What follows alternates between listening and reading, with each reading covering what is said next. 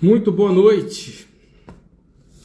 Muito boa noite a vocês que estão entrando aqui em mais um encontro que nós vamos ter esta noite. Boa noite ao Michel, a Tayane, a Sônia Rocha, o Luan Ribeiro, a Leidinha Arthur, a Larissa Chiroma, a Ferreira Luana. Muito boa noite, Pastor Márcio Souza, Erasmo, Sônia Rocha, Atelier, Fabiana Augusto, Miro Dias. Muito boa noite, paz seja convosco, glória a Deus. Muito boa noite a Valéria, muito boa noite a cada um de vocês que estão aqui para nós hoje falarmos de escatologia. Ferreira Luana, boa noite, pastorzão. Essa aí, virei pastorzão já, meu Jesus. O tempo passa, viu, Luana? Se cuida, meu, você vai ver. O tempo passa rápido. Mauri Toninho, boa noite. Lucas Cipriano, nosso líder do 25+. Carlos Runner também está aqui conosco. Glória a Deus, irmã Maria Pimentel, louvado seja o nome do Senhor. Erasmo de Roterdã, boa noite, pastor. Onde você está, Erasmo? Que local do planeta você está? Professor Rodrigo está aqui conosco já na live, a gente já vai chamar o professor Rodrigo também. Estamos aguardando aqui o pessoal entrar e nós já vamos chamar. A irmã Sandra, irmã Iranildo, irmão Iranildo, tá no Ceará, oh, que maravilha, viu? Glória a Deus. Karen Veloso está conosco também. Rodrigo Oliveira, teólogo, está aqui conosco, é ele que vai entrar agora. Bom, gente, eu já vou colocar o professor Rodrigo aqui, mas quero fazer uma surpresa para ele, tá? Veja só, ele está lançando um livro hoje na Amazon, essa semana aí, né? Então, assim, antes dele entrar, eu já quero falar do livro dele e vou colocar o link, a pastora Priscila vai colocar o link lá no Movimento Apostólico, né? Se você tá lá, você já vai ter a possibilidade de você já adquirir de antemão o livro dele. Por quê? Porque ele sempre esquece de fazer propaganda do livro dele. Não sobra tempo. As perguntas vêm e não sobra tempo. Então, quero aproveitar aqui, antes dele entrar, para falar do livro dele. Você pode baixar o livro ou comprar o próprio livro mesmo, né? Ou você pode baixar no teu celular para você ler aí sobre o assunto que vamos falar hoje, de escatologia, tá? E aí talvez, se sobrar um tempinho na nossa live, ele também pode falar um pouquinho sobre isso, tá bom? Vamos orar antes de nós convidarmos ele para entrar aqui. A Ellen Chapeta está, glória a Deus, né, em todas essas lives que nós estamos fazendo, estamos vendo ela, o Edu deve estar com ela também, glória a Deus. Pai de amor, nós engrandecemos o teu nome e te damos glória, Pai, porque estamos vivendo um tempo esplendoroso. O Senhor está nos dando oportunidade. O Senhor está nos dando oportunidade de mudarmos, Pai, de aprendermos a sua palavra. E por conta disso, Pai, nós te louvamos. Estamos chegando no final dos tempos e por conta disso, o Senhor providenciou todas essas lives com o professor Rodrigo e com tantos outros homens de Deus que estão falando e propagando a tua palavra aos 4 cantos do mundo, Pai.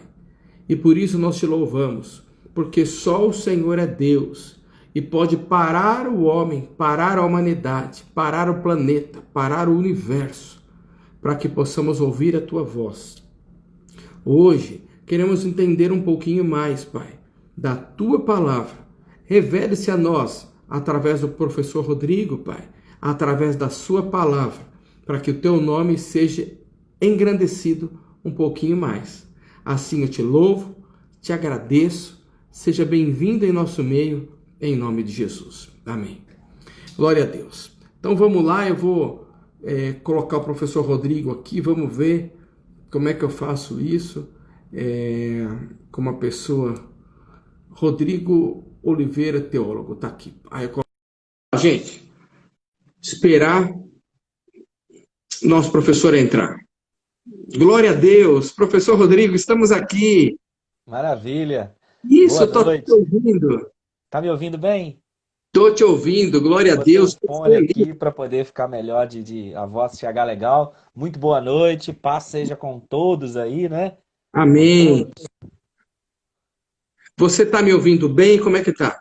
Tô te ouvindo bem, tá tranquilo, tô te ouvindo bem. Tá. O pessoal também está ouvindo bem, então dá um oi pra gente, fala se estão ouvindo bem. Eu sei que um dia eu iniciei a live aí estava ruim o áudio, depois eu descobri o porquê. Mas agora eu corrigi aí antes de nós entrarmos. Mas, Amém. professor Rodrigo, em primeira mão, eu quero agradecer pela oportunidade que você está nos dando de estar falando aqui com o povo aqui de Guaianazes e quem nos segue no Instagram. Estamos aqui bem no fim do mundo mesmo, né? Bem no finalzinho de São Paulo, uma terra que o Senhor não esqueceu. O Senhor Amém. colocou pessoas muito graciosas ali, e nós estamos aqui já há 40 anos, Oh, maravilha. plantando a semente da palavra de Deus. E digo para você que não estava tão perto assim do fim, como está agora, né? A minha esposa está aqui também, foi através dela que nós fizemos contato, que acho que desde a época do Orkut, Verdade, é isso aí. que você manda os seus estudos para ela por e-mail, e eu recebia também, eu lia os teus e-mails. Então você é um homem de Deus perseverante, Amém. valente, e por conta disso Deus confiou essa tarefa a você, de nos Amém. esclarecer nesse tempo sobre a volta de Jesus. Então, você é professor de escatologia, tem um canal no YouTube, né? A Hora da Escatologia, né? Isso E você vai aí. falar um pouquinho sobre isso. Eu estou aproveitando para falar, porque eu sei que você fala bastante, eu não vou precisar falar mais nada depois, né? Ah, E você também dá aula no Instituto Teológico Quadrangular, é isso? isso aí, isso. De escatologia ou você dá aula de outras matérias? Dou aula de outras matérias também. Hermenêutica, homilética, teologia contemporânea, introdução à Olha, teologia. bom saber. Eu acho que você não sabe, mas eu pedi autorização para você para colocar a tua playlist na nossa plataforma de ensino, né? E você gentilmente liberou. E eu tenho, assim, aproximadamente por volta de 200 pessoas da nossa igreja assistiram a sua playlist Olha que por legal. conta desse trabalho. Então, eles conhecem você já, Ah, que né? benção, que Eles bom. conhecem e agora o coração está batendo mais forte, porque estão falando com você pessoalmente. Está todo mundo nervoso, porque Ah, estão que bom. cara a cara com o mestre, Então tá? estamos Então, todos, que eu também estou. eu gostaria que você se apresentasse agora e você conduzisse esse nosso bate-papo aqui, tá bom? Tá bom, pastor. Então é um prazer muito grande estar aqui com vocês, conforme o pastor já falou, e então vocês já me conhecem, né? Meu nome é Rodrigo, eu estou em Juiz de Fora, Minas Gerais, né? E sou professor do Instituto Teológico, também dou aula em alguns outros seminários. Aqui com o Instituto Teológico a gente já está há mais de 15 anos, né? Então, acaba que a gente nomeia ali mais o ITQ. E já estou estudando o Apocalipse e a Escatologia há 20 anos, mais ou menos, ou mais um pouco, mas eu sempre falo 20 anos, né? Mas Claro, eu pensei que você tivesse uns 25 anos, homem. Você está não, rapaz, eu estudando tenho há 20. 40 anos. Esse é o Hoje, meu, esse é meu ano do 41. Normalmente eu não falo a idade não, pastor, mas aí você fez eu falar, olha aí. poxa, tá vendo aí, ó. Bom, agora vai lá, Então, né? eu tenho irmão gêmeo, não sei se é uma curiosidade interessante saber, eu tenho um irmão gêmeo, Que né? legal. E conforme o pastor falou, é isso mesmo. Eu conheci vocês lá no Orkut, através da pastora Priscila ainda, né? Quadrangular naquele momento. Sim, E, né, e aí nós nos conhecemos por ali. Eu saí algumas vezes naquela revista Foursquare, né? Que o conselho editava. sim. Então a gente foi estreitando para aí, virei colunista de alguns sites lá da Rádio Melodia, do site Atos 2 e desde os anos 2001 que eu escrevo em blog. Na verdade, inclusive, o livro ele nasce a partir disso. como eu era colunista de muitos sites, e meus artigos, na verdade, eram baseados em perguntas, sabe? Igual acontece no canal no YouTube hoje, Sim. as pessoas enviam perguntas, mas e as crianças? E quem são os salvos e tal? Agora mesmo eu recebi uma pergunta enquanto te esperava, dar o horário da gente começar, gravei um videozinho de 9 minutos, que o pessoal perguntando assim, tem arrebatamento em 2 Tessalonicenses quando Paulo fala do anticristo? Porque aquilo ali parece que não tem, pai e tal. Então gravei um videozinho de 9 minutos respondendo isso aí. E tava numa live das 8 horas agora, que eu tenho uma live fixa nas quintas-feiras, às Tá. 20, que é a Quintas Escatológicas. E lá eu estava falando sobre o anticristo, né? E as características do anticristo. O pessoal tá rindo aí, acho que é porque a gente tá falando em Orkut, aí a gente acaba revelando a idade realmente aí. Revela a idade sem Porque falar depois, nada. porque depois do Orkut veio o Facebook, depois agora o Instagram, né? E essas Isso, outras é. plataformas, enfim.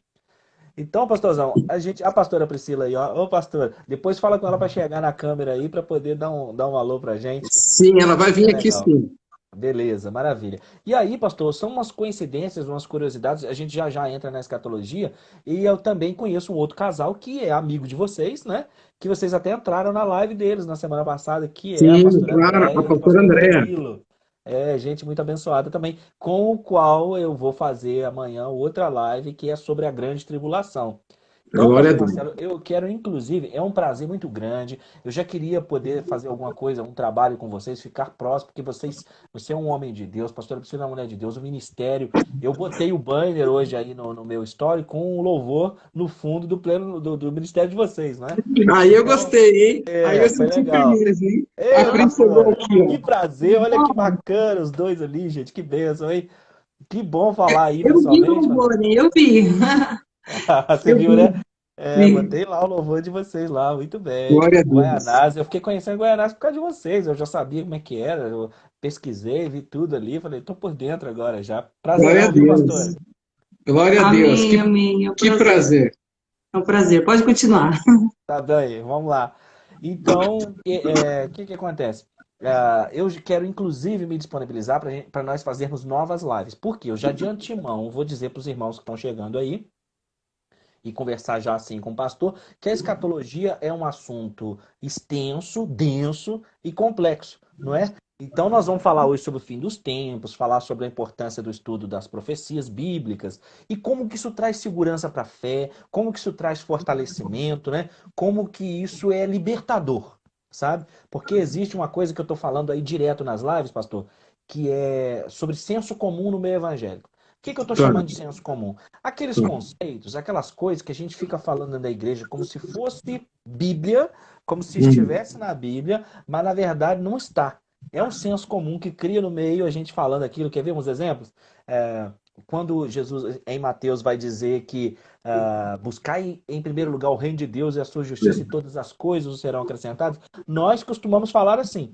Buscai o reino de Deus e a sua justiça e todas as coisas vos serão acrescentadas. Assim dá uma ideia de que quando eu começo a buscar o reino, essa justiça, tudo me será acrescentado. Quando no contexto não está escrito Não. todas as coisas, mas São todas estas essas coisas. coisas. Quais coisas? A vestimenta, a necessidade da alimentação. Se Deus cuida do lírio do campo e dos pássaros, quanto mais de vós. Portanto, não andeis ansiosos com o que haver de comer e vestir. Então, o contexto, quando Exatamente. você vai. Mas há um senso comum de dizer: buscar em primeiro lugar o reino de Deus, eu disse todas as coisas. Então, a É, escatologia, o estudo do Apocalipse, o estudo das profecias bíblicas, ele automaticamente esbarra nisso, no senso comum. Porque tem muita coisa que a gente fala sobre Apocalipse, sobre volta de Cristo, que é senso comum e que não é Bíblia, não é? E isso é muito importante esclarecer, porque quando nós estamos falando baseado nos nossos achismos, no nosso senso comum, Deus não garante aquilo, Deus garante a sua palavra, é ou não é? Deus garante a sua palavra. exatamente. E aí O que está escrito. eu já começo então a entrar na escatologia propriamente dita, que o Apocalipse capítulo 1:3 diz que é bem-aventurado quem ouve, quem lê e quem guarda as profecias. Isso. E olha que coisa interessante, guardar, quem ouve, quem lê, quem guarda, e esse guardar, tem muita gente que pega e guarda e põe lá o Apocalipse dentro da gaveta e não mexe mais. O guardar é guardar no coração, né? É guardar para não pecar contra ti, é guardar para dar direção de vida, já que Paulo aos Efésios, capítulo 5, versículo 13, 14, 15, ele vai dizer: portanto, desperta, tu que dormes, levanta-te entre os mortos e Cristo te iluminará. Vede prudentemente como andais, não como loucos, mas como sábios, remindo o tempo, porque os dias são maus, né? Então, os dias são maus. Agora, tem uma coisa que eu até falo no livro, então fazendo a propaganda aí, eu falo muito no livro, o título do livro é esse, eu não costumo abordar ou fazer a abordagem de uma escatologia do terror, que vai destruir, que vai pegar e tal, porque o Apocalipse é um livro de esperança, ao contrário do que o senso comum pensa. Apocalipse é o Armagedon que vai explodir com o cometa, que a Terra, porque está Não, mas é o baseado nos. Apocalipse que Jesus vai chegar e vai resgatar. Exato, mas por causa de Hollywood, cria-se aquela ideia por causa do filme Armagedon, aquele filme 2012, e vai destruir, vai acabar, e não é nada disso. O homem, enquanto humanidade, ele perdeu o acesso à árvore da vida no Éden. Mas no Apocalipse ele recupera, porque no Apocalipse 22, quando Cristo voltar, a árvore da vida vai estar no meio da cidade. E o texto diz que as suas folhas são para a cura das nações. Sim, porque quando Cristo voltar, haverá nações, porque estaremos entrando no milênio e ainda não no estado eterno. Então a Então, mas ó, escatologia me fala uma pode. coisinha aqui para a gente Vai ser lá. claro, vai, que você está me enrolando. Olha só. Estamos no final dos tempos ou não? Estamos no final dos tempos. Muito bom. Vamos direto ao Estamos no ponto, final do então. tempo. Estamos no final dos tempos. Mas é Tá, importante observar umas diferenças na escatologia. Final dos tá. tempos não é a mesma coisa de fim do mundo. Tanto que Ah, tá. não é a mesma coisa, não é a mesma coisa. Tanto que no Sermão de Dores, de Mateus 24, o discurso todo de Jesus a respeito do fim dos tempos é a resposta a três perguntas dos discípulos. Ele diz que não vede a estrutura do templo, em verdade vos digo que não ficará aqui pedra sobre pedra que não seja derrubada. Então, os discípulos se ajuntam a ele e perguntam, mestre, dize-nos quando serão essas coisas? Quando acontecerá, então, a destruição do templo, os sinais da tua volta e o fim do mundo? Porque o final dos tempos ele é caracterizado por um calendário profético, um processo da volta de Cristo. Vamos entender então quando é que começa o fim dos tempos. E por que nós estamos vivendo o fim dos tempos? O fim dos tempos não é o fim do mundo, o fim desse sistema, desse mundo, já que Paulo, aos Romanos capítulo 8, diz que a natureza está gemendo, aguardando a redenção dos filhos de Deus, porque quando nós formos redimidos, o mundo, o planeta, a natureza o será também. Os textos que falam a respeito da volta de Cristo dizem em Isaías e Apocalipse que os montes já não existem, vai ser tudo uma planície e por aí vai. Ou seja, a Terra vai ter uma grande alteração. Mas o final dos tempos, muita atenção aí, alunos, então, os irmãos da igreja que estão aí todos assistindo, ligados. O final dos tempos, ele começa quando Cristo começou a pregar. Uai, como é que é esse negócio que é um final? Eu falo muito uai, né, que é o meu mineirês, então vocês não reparam, não. Tá. Como é que pode ser final dos tempos? Porque esse final de tempo já tem mais de 2000 anos. Isso tudo se explica pela Escritura. Nós vamos comentar isso aí, ó. É o seguinte: o escritor aos Hebreus, capítulo 1, versículo 1, diz que antigamente Deus nos falava por meio dos profetas, mas nesses últimos dias nos falou por meio do Filho. Isso é o escritor aos Hebreus. Então ele diz: antigamente Deus falava pelos profetas. Agora, nos últimos dias, Deus nos fala através do Filho. Então o escritor aos Hebreus está dizendo que quando Cristo começou a falar, começou os últimos dias. Mas como é que pode últimos dias que já tem mais de 2000 anos? Vamos seguindo. Quando a igreja é inaugurada em Pentecostes, Atos capítulo 2, o povo começa a falar em outras línguas, em outros idiomas das grandezas de Deus, ao ponto que as pessoas de outras nações começam a pensar que eles estavam embriagados. Como é que pode esses homens falarem de coisas de Deus no nosso idioma? Pedro se levanta, como todo mundo sabe, toma Sim. a palavra e faz uma exegese, ele faz uma hermenêutica da coisa, porque ele fala, Tá. esses homens não estão embriagados conforme vocês estão pensando. Aí ele faz a correlação. O que está se cumprindo é o que foi dito por meio do profeta Joel, que é o capítulo 2, que nos últimos dias derramarei do meu espírito sobre toda a carne. E o muito interessante é que o Pedro faz a narrativa da profecia inteira, porque a profecia do derramamento do espírito, ela tem dois momentos. Porque o Joel vai falar do derramamento do espírito como chuva temporã e como chuva Tá. serôdia. Esse momento da chuva temporã, ele acontece em Pentecostes, mas o momento da chuva serôdia, ele acontece pouco antes da volta de Cristo no final da tribulação. Mas para a gente não saltar lá na frente e continuar nos últimos dias, deixa eu ficar aqui. Então Tá. Pedro levanta, interpreta e diz, porque nos últimos dias derramaria do Espírito sobre toda a carne. Então o Pedro também está interpretando o episódio de Pentecostes como últimos dias. Como é que pode, né? Se, por exemplo, na disciplina de história da igreja, nós estamos vendo que a história da igreja já está aí com 2000 anos. Como é que é esse negócio? Acontece que o Pedro, mais lá na frente, na sua segunda carta, capítulo 3, o capítulo 3 todo, mas mais especificamente o versículo 8, ele diz assim, nos últimos dias os homens estariam como estão, dizendo, onde Onde está a promessa da sua vinda? Porque desde que os pais dormiram até hoje, as coisas permanecem como estão, ele não vai voltar nada. Aí o Pedro declara, vocês estão loucos? Estão achando que ele não vai voltar, que ele se esqueceu? Não é nada Estou disso. esperando vocês. Ele está sendo longânimo, misericordioso, não querendo que ninguém se perca, mas que todos se arrependam e cheguem à salvação. Vocês estão, aí ele declara no 8, vocês estão ignorando que para o Senhor um dia como 1000 anos e 1000 anos como um dia. E o Salmo 90, versículo 4, também faz essa descrição, que 1000 anos para o Senhor são como o dia de ontem que passou. Então, por que isso? Porque no plano de Deus, da sua perspectiva, ele não enxerga passado, presente e futuro como coisas separadas, mas tudo ao mesmo tempo. Por isso ele declara em Isaías 46:10, eu sou aquele que anuncia o fim desde o princípio, e as coisas que ainda não foram como serão. Então, pela perspectiva de Deus, tem 2 dias. Se nós formos olhar esse calendário profético, o Salmo 90, tem 2 dias que Jesus, o que aconteceu, porque quando chega lá não tem essa noção de tempo. Não estamos mais num corpo limitado ao tempo, à matéria e espaço. Imagine você, os primeiros habitantes lá, o Adão, a Eva, o Abraão, o Moisés, eles chegam no céu. De repente chegou Pedro, Tiago, João, e para o Moisés, que já estava lá, o Abraão, o Adão, eles acabaram de chegar no céu e imediatamente atrás chegaram Pedro, Tiago e João, porque para eles que estão lá não existe essa noção de tempo que nós estamos vendo passar aqui. Então a volta de Cristo, o encontro com Cristo, para quem morre, ele é imediatamente, não é? Então eles se encontraram lá. Isso é muito interessante, porque isso traz algumas respostas para nós. Nós vamos nos reconhecer lá. Vai o Moisés saber que o Pedro era Pedro, o Marcelo vai saber que o Rodrigo era Rodrigo, o Marcelo vai saber que a Priscila era Priscila. Vamos resolver isso. Vamos resolver isso, né? Então nós estamos no final do princípio das dores, ou estamos no princípio das dores só por causa do vírus? Nós estamos no princípio das dores e não é só por causa do vírus. O vírus, na verdade... Mas no final do princípio das dores? Não, no início do princípio das dores. Início. Estamos entre Mateus 24:6 ao versículo 8. 6, 7, 8. Jesus, no versículo 6, diz, vão haver epidemias, vão haver guerras, mortes, uma série de coisas, mas ainda não é o fim. Ele declara isso no versículo 6. E ele continua essa narrativa no versículo 7, quando ele entra no 8, ele diz, e se levantará nação contra nação e reino contra reino. É uma expressão idiomática porque uma nação contra a outra, depois junta seus aliados, os reinos, e aquilo toma uma proporção global. Logo, ele afirma no final do versículo 8, mas isso é só o princípio das dores. Então nós estamos vivendo o princípio das dores, mas não somente por causa da epidemia. Um outro grande sinal do fim dos tempos é o retorno de Israel em 1948.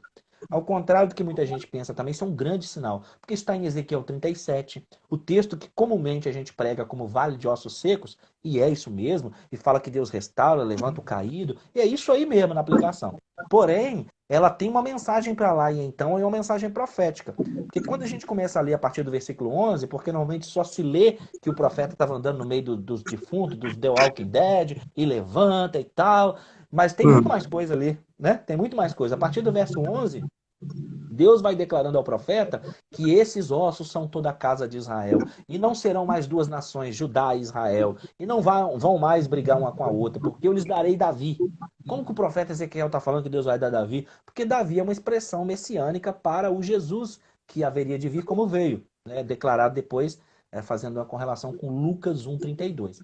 Então, se você continua lendo o capítulo 37, diz que vai dar o Davi, que é Jesus, ele vai unir as 2 casas de Israel, ele vai levantar o tabernáculo caído, ele vai se assentar no trono de Davi, ele vai resgatar todos os judeus para a sua terra e todas as nações, diz o texto, todas as nações, todos os gentios dirão que bem-aventurado é Israel, que Deus está em Israel, e todas as nações saberão que Deus ama Israel e o seu trono estará lá perpetuamente.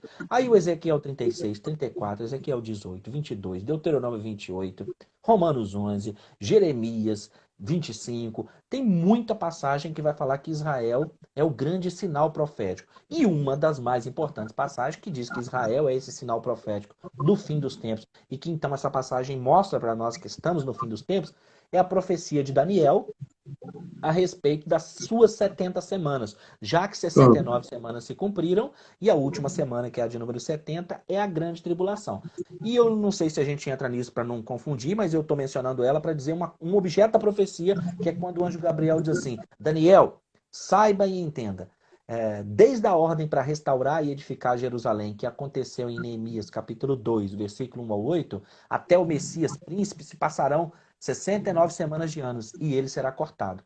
Então a grande profecia diz inclusive que 483 anos, que são 69 semanas de anos, depois da ordem dada em Neemias, o Messias ia aparecer. É por isso que Jesus chorou e lamentou diante de Jerusalém. O povo tinha como saber qual era a época da sua visitação. Mas o importante dessa profecia para a nossa live de hoje é sobre o fim dos tempos. É que o anjo Gabriel vira para Daniel e fala assim: ô Daniel, essa profecia para se cumprir, ela vai se cumprir sobre o teu povo e a tua santa cidade. Então, enquanto o povo de Israel estava restaurado, ia se cumprindo as semanas, as 69 semanas, que cada uma são 7 anos. Mas uma vez que o povo de Israel, no ano 70, depois de Cristo, depois que Roma destrói o templo, invade Jerusalém, destrói o templo, e os judeus sofrem a diáspora, quando isso acontece, a profecia sofre um parêntese entre a 69ª semana, que é quando o Messias é cortado, e a última semana de Daniel. Então, a última semana de Daniel, que é a grande tribulação, ela ainda não aconteceu, e nós estamos vivendo um parêntese na profecia, e que é o que o apóstolo Paulo chamou de até que se cumpra a plenitude dos gentios. Não é? Então, por que nós estamos vivendo o fim dos tempos? Enquanto Israel não estivesse na sua terra, enquanto Jerusalém não tivesse como cidade santa sob domínio do povo de Israel, a profecia do final dos tempos não podia começar. Então, quando Israel retorna como nação em 14 de maio de 1948, e quando Jerusalém é reconquistada em junho de 67, as pessoas que estavam estudando escatologia, e hoje quem estuda escatologia, estuda os sinais, por exemplo, sabiam que então esse relógio, a contagem regressiva havia começado, já que agora Israel está na sua terra. Claro que a profecia do fim dos tempos, ela diz que a solução 181 sobre a lei do retorno do povo de Israel voltando, os descendentes dos judeus. Então, pastor, continua me ouvindo bem? Que a sua imagem para mim está travada. Eu estou ouvindo a tua voz, mas a tua imagem travou. Alguém me dê notícia, mas pastor? você está me ouvindo aí? Eu estou ouvindo bem. Você está ouvindo aí? Pessoal, estão ouvindo bem aí, professor?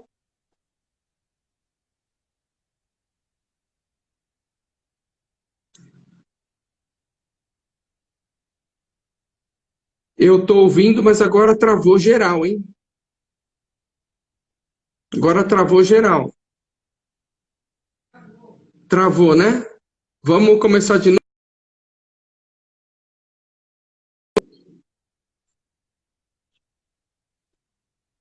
Ele travou. Agora eu vou chamar ele de novo aqui, ó.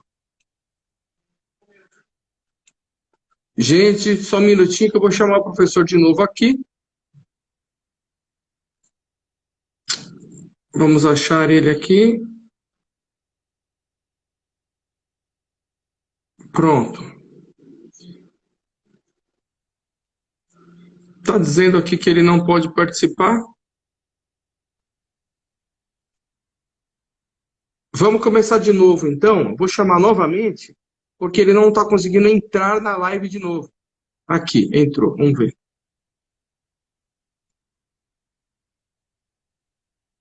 Vamos ver se deu certo agora. Aí. Isso, agora voltou. Agora voltou. Voltou. Eu estava no Wi-Fi, eu desliguei o Wi-Fi para ver se melhora. Tá bom, vamos ver. Agora tá bom. Melhor? Tá ótimo, tudo perfeito. Bem? Pessoal que está assistindo, dê notícias aí. Vocês estão me ouvindo, me vendo? Pastor, você está travado para mim. Então, eu tô vendo você perfeitamente e tá todo mundo dizendo que tá vendo. Pri, dá um ok para mim aí.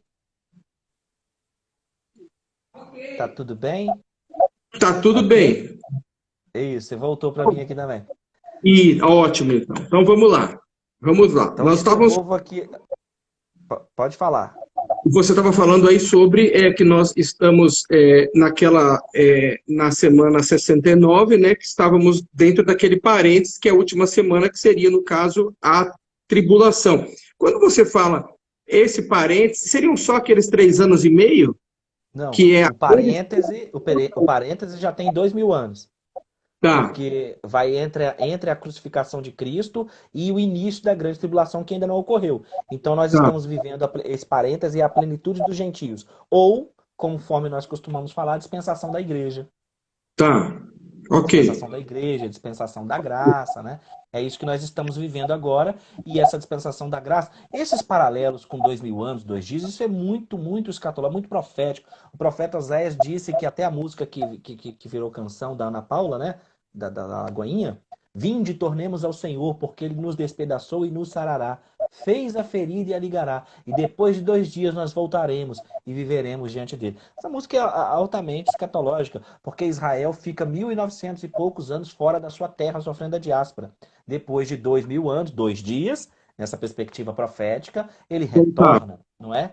E o Cristo vai voltar. Então, o período da dispensação da graça, a dispensação da igreja, da plenitude dos gentios, ele é um grande período do final dos tempos, não é? E o Israel hum, voltar para sua terra e reconquistar Jerusalém é o grande sinal escatológico, acompanhado de vários outros, como apostasia, terremotos, guerra. Mas Israel é o grande relógio profético do mundo, né? Então vivemos o fim dos tempos, mas não o fim do mundo. O fim do mundo, enquanto Hollywood está muito enganada a respeito da narrativa que faz do fim do mundo. Mas se alguém estiver pensando no fim do mundo como descrito nos filmes, isso é um momento onde Cristo vai restaurar a terra, vai reformar toda a terra. Isso é um momento depois da tribulação. Não é o tá. momento para agora. Então, o final dos tempos, o que caracteriza o final dos tempos é Israel na sua terra, Jerusalém sob domínio judaico, o anticristo prestes aí a se manifestar, não é? É os sinais da apostasia. E Fala um quando pouquinho falamos. para a gente, professor, por quê? Nós estamos, tem aí muita gente comentando a respeito da assinatura, estão falando lá daquele, do presidente lá da França, que vai assinar Sim, alguma coisa junto com o Papa e é o anticristo. Fala um pouquinho disso para a gente. beleza, fiz até um videozinho sobre isso lá no canal. Acontece que o Papa convocou uma reunião, obviamente, antes da pandemia, não se sabia que essa coisa ia acontecer do Covid-19. Então ele convoca uma reunião que deveria ter ocorrido em 14 de maio agora, de 48, 14 de maio de 2020, estou com 48 na cabeça.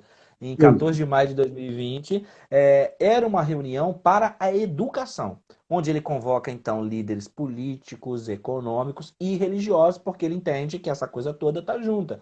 Então ele convoca lideranças mundiais para discutir a educação e uma maneira de a sociedade evoluir.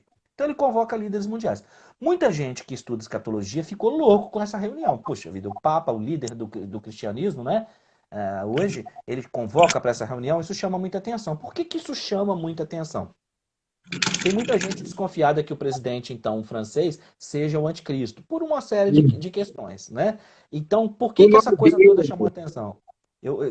Tem uma lógicazinha aí, mas marcar datas, por exemplo, eu não gosto de trabalhar com a coisa de marcar datas e de dizer que fulano é o anticristo, porque não tem jeito, né?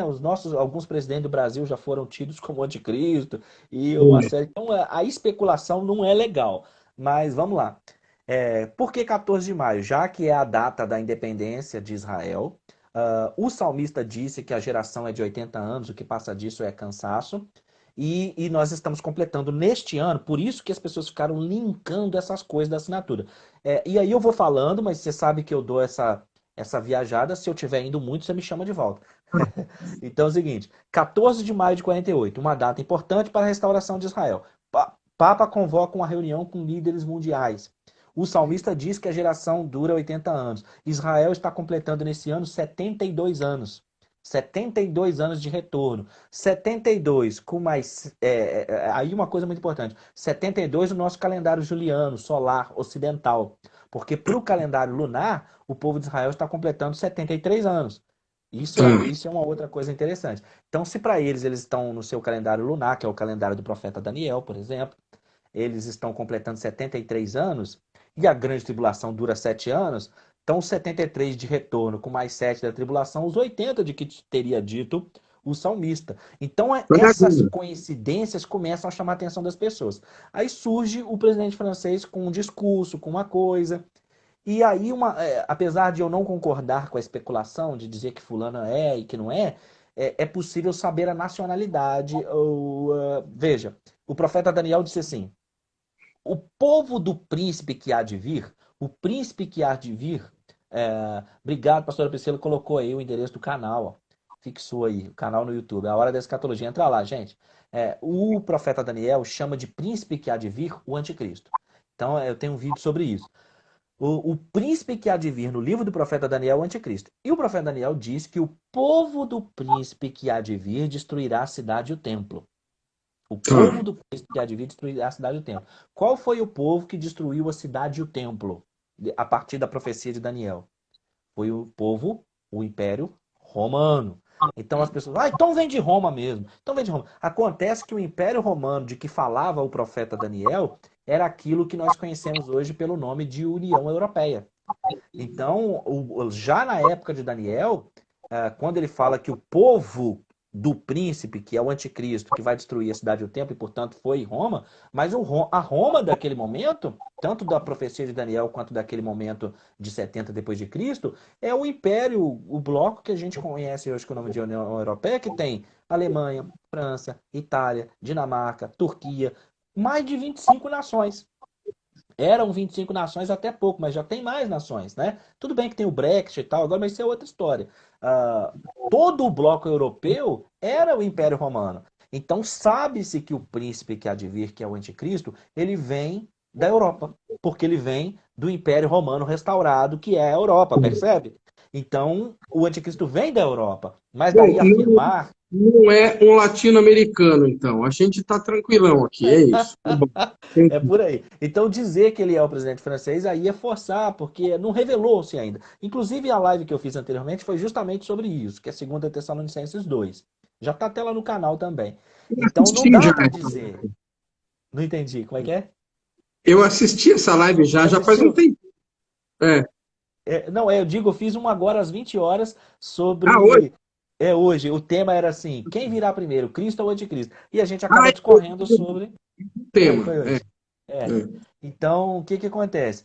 O anticristo ele vem da Europa, mas não dá para a gente afirmar hoje de qual país da Europa. E ele também terá que ter dupla cidadania, porque se ele não se apresenta como judeu, os judeus não vão fazer essa aliança com ele de 7 anos e não o aceitarão. Percebe?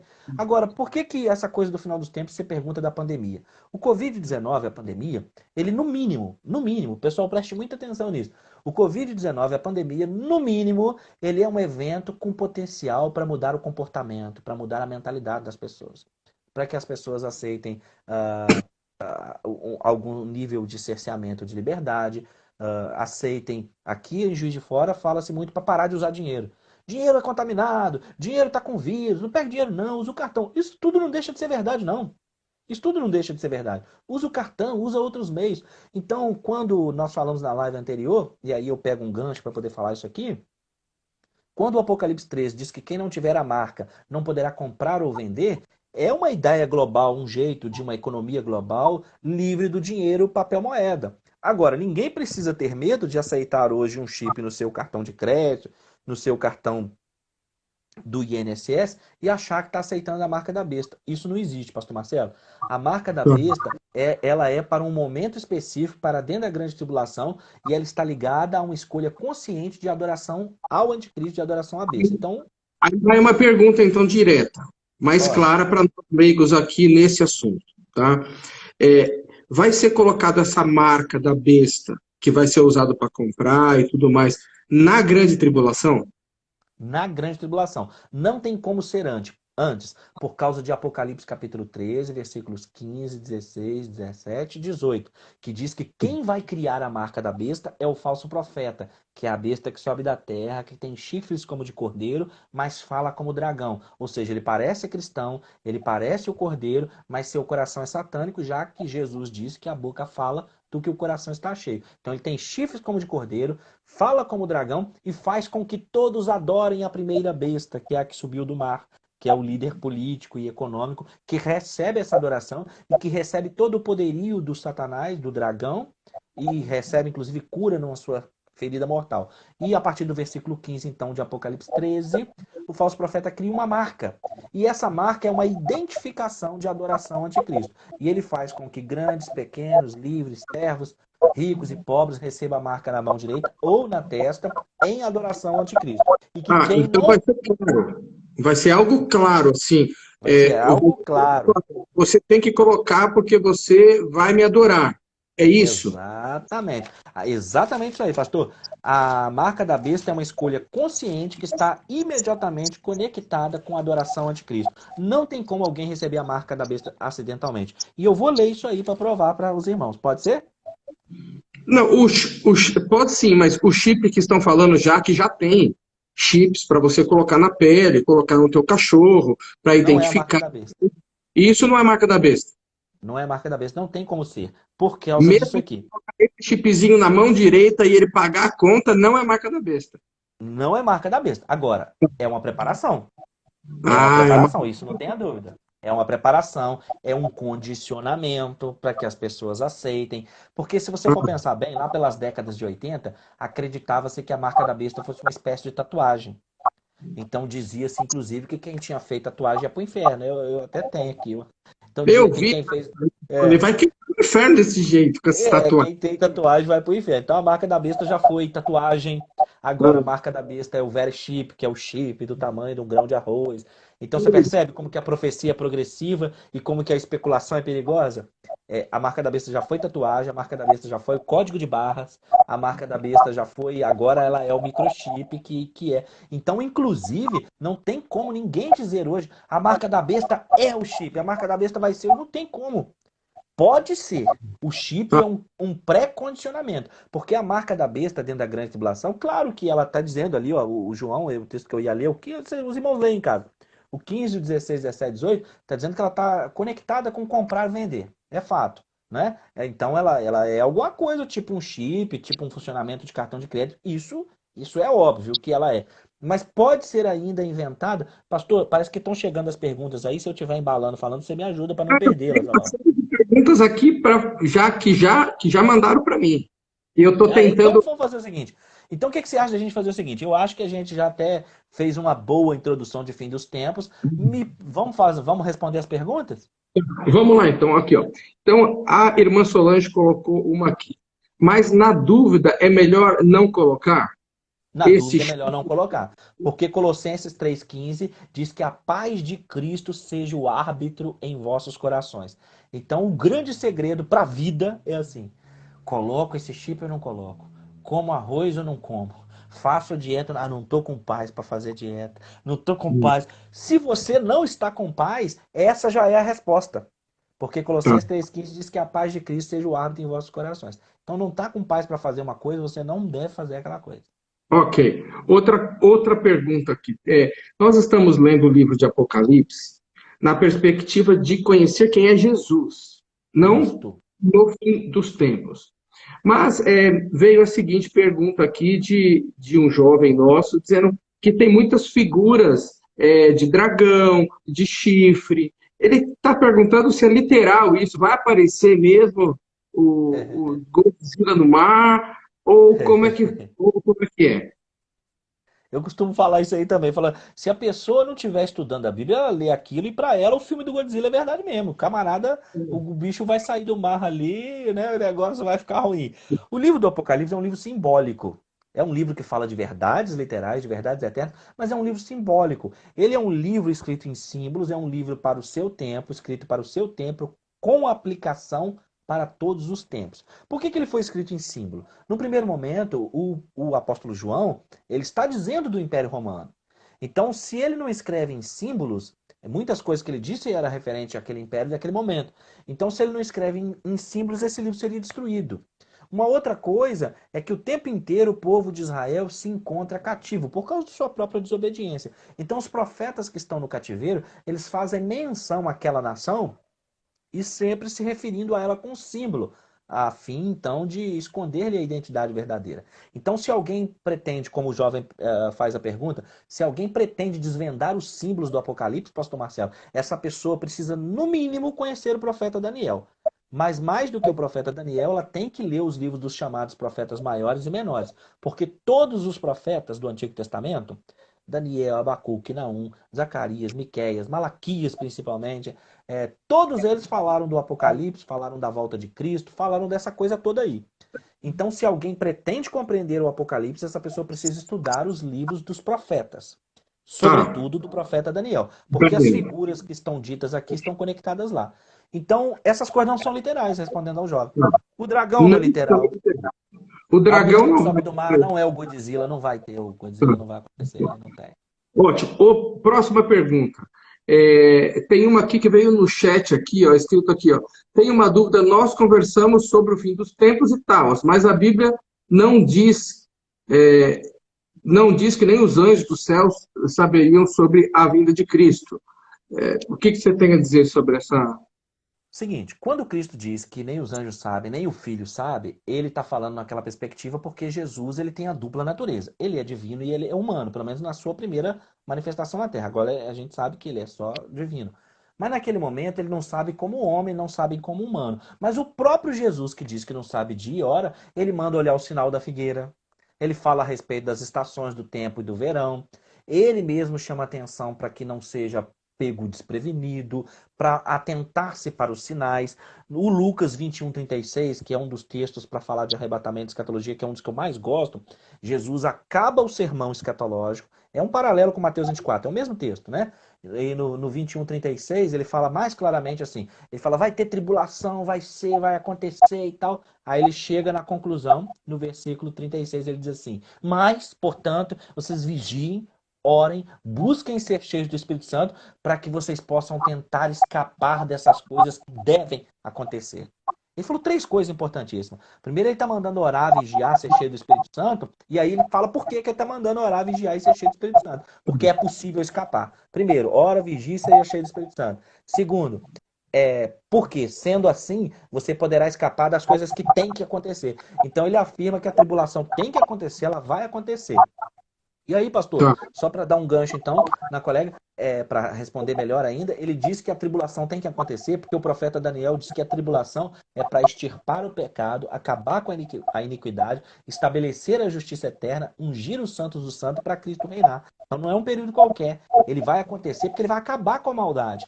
E o próprio Cristo diz, ó, tem uma série de sinais, e o apóstolo Paulo também. Tem uma série de sinais. Ele disse assim: eu não posso falar o dia, a hora, porque se a pessoa souber o dia, a hora que o ladrão vem, ele vai se armar na última hora. Pense comigo, pastor Marcelo e a pessoa que fez a pergunta.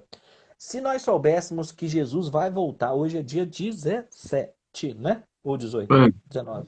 Tô perdido dia mesmo. 18. 18. Hoje é dia 18. 18. Imagine se nós soubéssemos que Jesus ia voltar dia 30.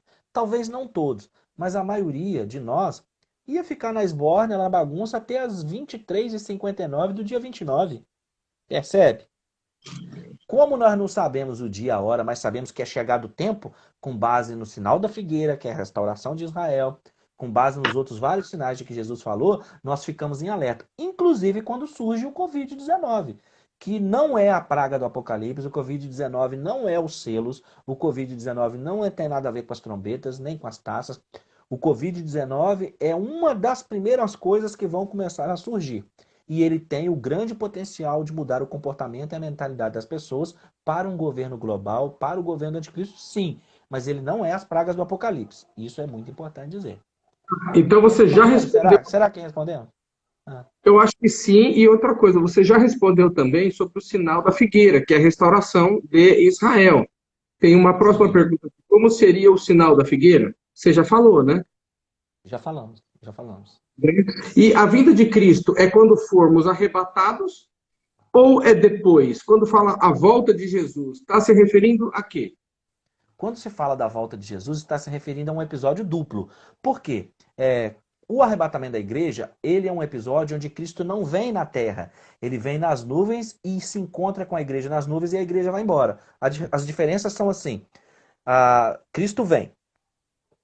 Cristo vem, isso é uma realidade. Nessa sua volta, ele arrebata a igreja para se encontrar com ele nos ares.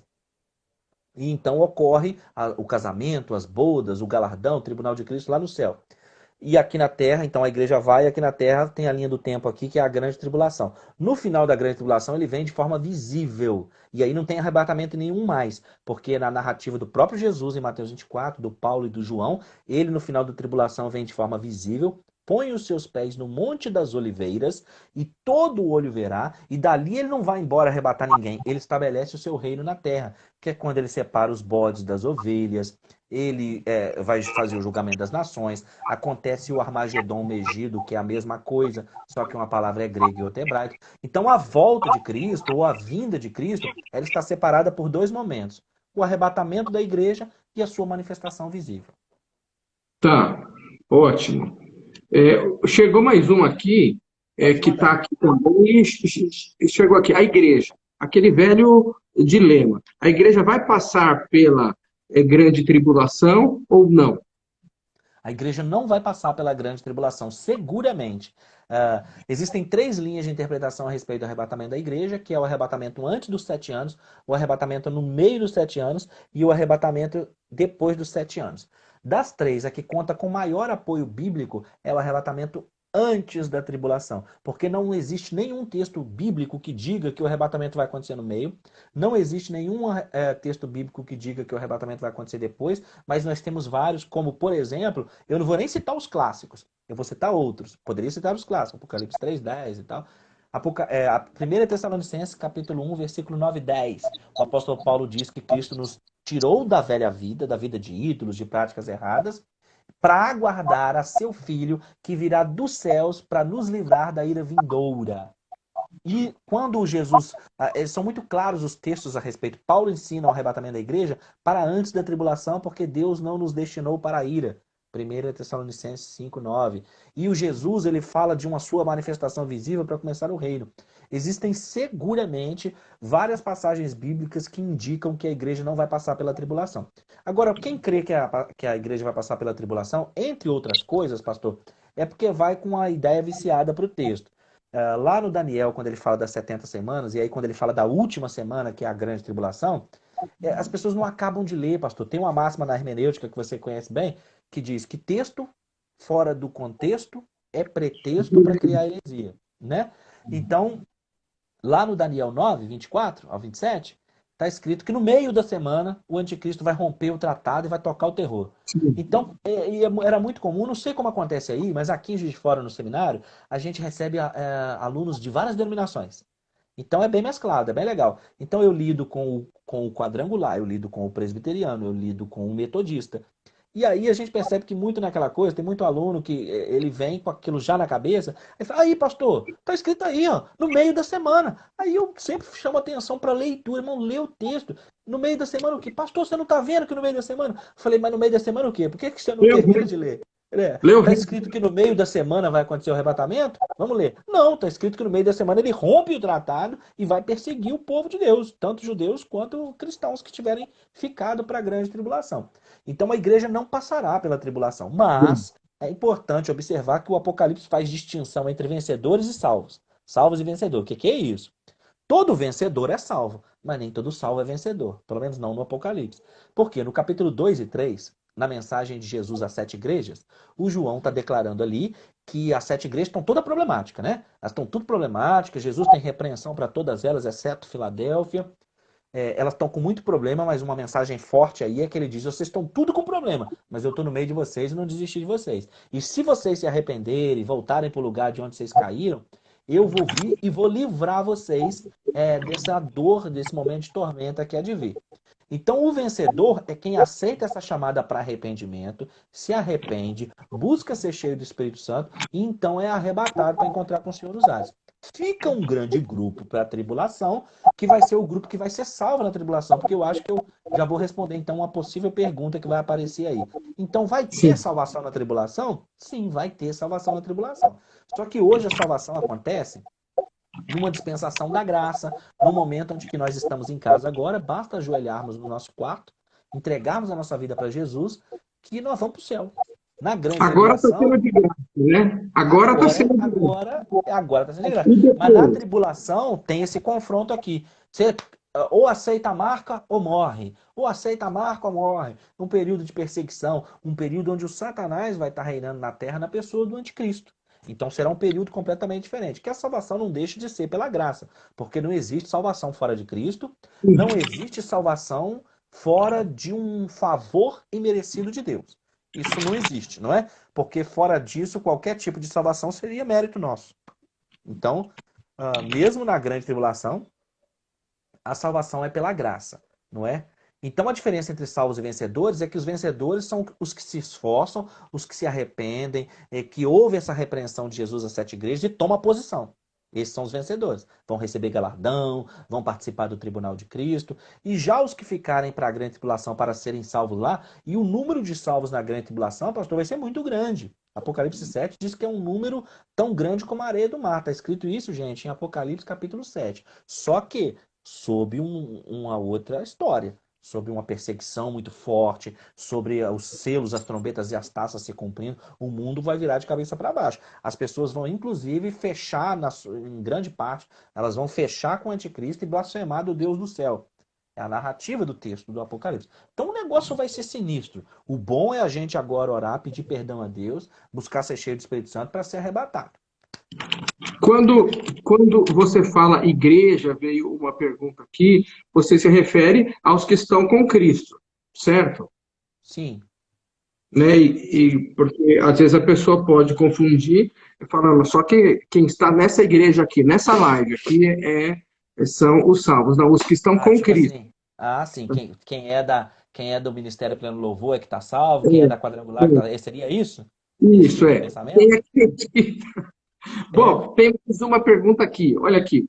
Lá em 1 Coríntios, capítulo 15, uma pergunta que fizeram aqui. Fala da última trombeta.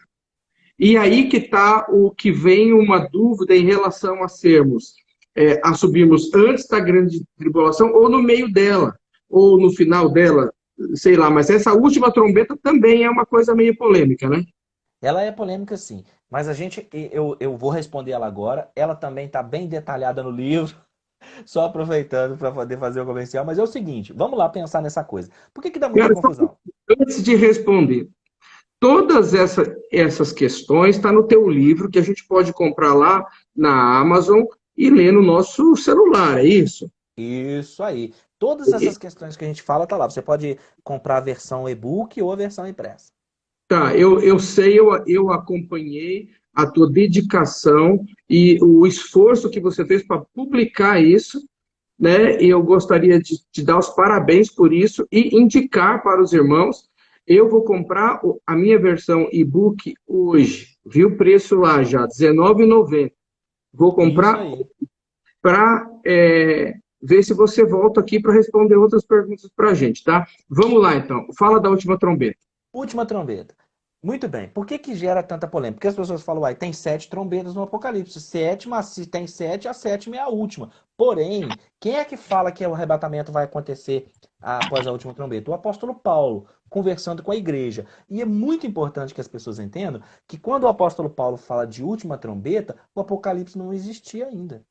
Quando o apóstolo Paulo fala de última trombeta, ele está no ano 60. O Apocalipse foi escrito no ano 96, entre 90 e 100 depois de Cristo. Ou seja, o Apocalipse e o conhecimento das 7 trombetas, ele só vai ocorrer 30 anos depois que Paulo falou que o arrebatamento ia acontecer antes da última trombeta.